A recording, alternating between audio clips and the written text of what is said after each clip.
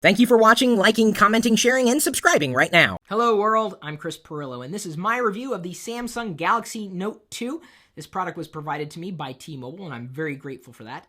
Before I go on, I'm going to hold this up side by side next to its little brother in just about every sense of the word, the Samsung Galaxy S3, just so you can get an idea about just how large that screen is. In fact, it's one of the things I like most about this device. Its screen. It's big. And in many cases, that's a good thing, especially when it came to watching video, viewing photos, playing games, whether I was playing it just with the device itself or using the Moga controller, which did make it easier in certain games. And I would say that that never really got in the way of the experience. In fact, I felt that the phone kind of disappeared and I just enjoyed the media content. It is a great media consumption device. No doubt about it. Another thing that I happen to like about this particular device is this, the S Pen. No, it's not a stylus. In fact, there's a button on there, and if I press it down and, let's see here, make a gesture on the screen like a carrot, the settings menu will pop up. If I press that button again and swipe up, I'll get this quick command menu, which is actually kind of neat. I haven't used a stylus in years, years and years and years, and I guess I kind of miss it a bit, especially when it came to writing notes. So I'm going to hold that button again, double tap, write notes, and it's pressure sensitive. So if I just barely touch the screen, it's a very light line, and if I press down on the screen, apparently I need water. I apologize, I'm going to push through. So I really appreciated the S Pen. Another thing that I happen to appreciate about it, battery life. You know, it would take a tremendous battery to keep this screen powered, and the battery stood the test. I was able to get through most of the day doing the things that I needed to do without needing to recharge. And that, to me, is the hallmark of a good smartphone. The last thing I wanted to say that I liked specifically is, and I realize this is going to change over time, this happens to be the fastest Android device I've used to date. And there are a lot of Android devices out there.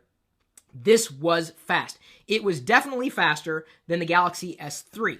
And I know you've read the specs, you've probably seen the benchmarks. I'm just telling you, by experience, by feel, it was faster. As I noted during the live unboxing and initial impressions that we did the other day, the animations tended to be smoother, like specifically in Flipboard when I was flipping through different pages up and down. I would not see any dropped frames in the transition. That was nice.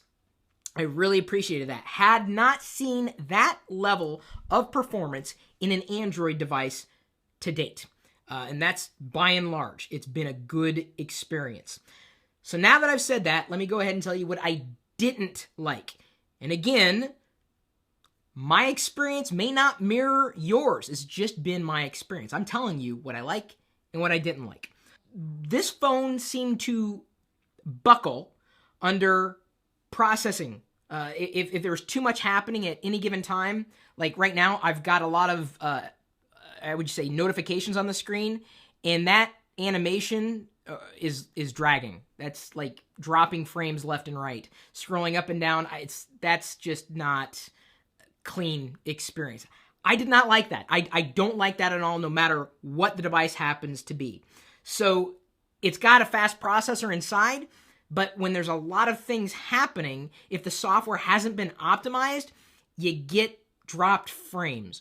I also saw in different applications, including Google Chrome, dropped frames, specifically when scrolling on a web page. It wasn't a very smooth experience, or as smooth as I may have been accustomed to on other devices. So the screen, once it gets going, it's fine, but there's still, yes, that classic stuttering or jumping that is prevalent in Android, no matter which version you're running right now.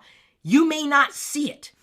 If you've been used to 60 frames per second experience, anything less than that can absolutely be jarring. The screen, as large as it is, and as great as it is for media and gaming, wasn't that great for text.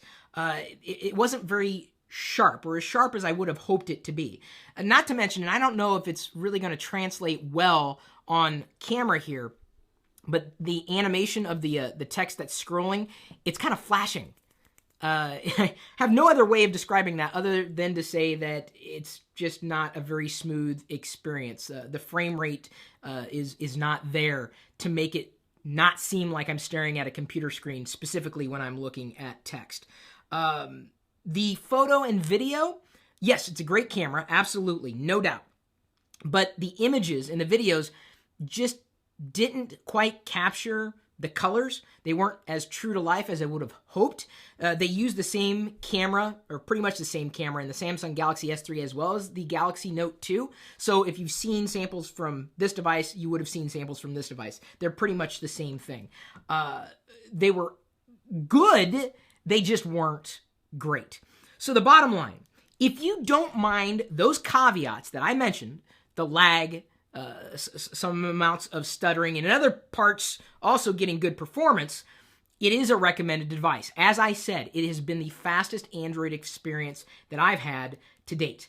It's very difficult to compare this to any other Android device other than the Galaxy S3.